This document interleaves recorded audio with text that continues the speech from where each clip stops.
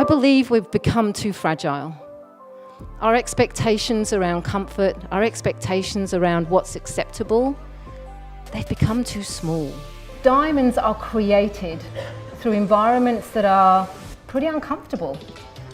They're created through stress and pressure, and yet in that stress and pressure comes the beauty and brilliance of a diamond.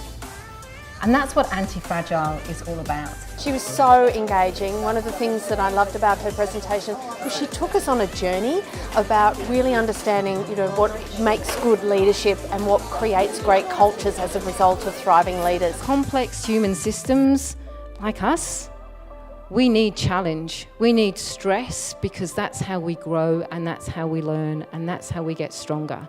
And I wonder how often we steal that opportunity from ourselves and from others through love, through care, but actually we do them a great disservice by doing that. And we are able to thrive through challenge and change.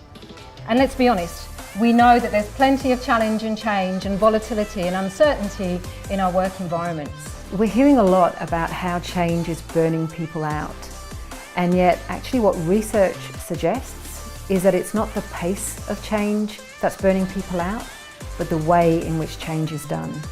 And that's why leadership is so important. Sometimes I think the most powerful leadership that we can show is to sit still, is to sit on our hands, is to lean out and allow the discomfort to happen. Because it's through the discomfort and it's through the challenge that we learn and that we grow and that we test our limits. And sometimes leadership is about enabling and allowing others to do that. I think one of the really key takeaways for me, especially, is that shared leadership. And I think really people, trying to be that Superman, really trying to share that leadership out, it actually builds the culture. The thing I love about keynote speaking is the impact. The impact and the energy that you can create in a room in a fairly short amount of time.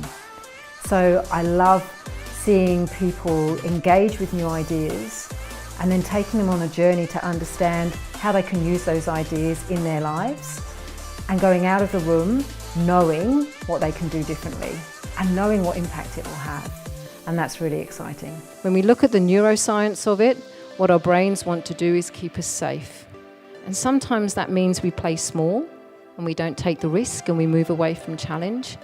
And sometimes it means we point at everyone else and say, it's your fault, your fault, your fault, your fault, and your fault. And me, I'm clean as a whistle.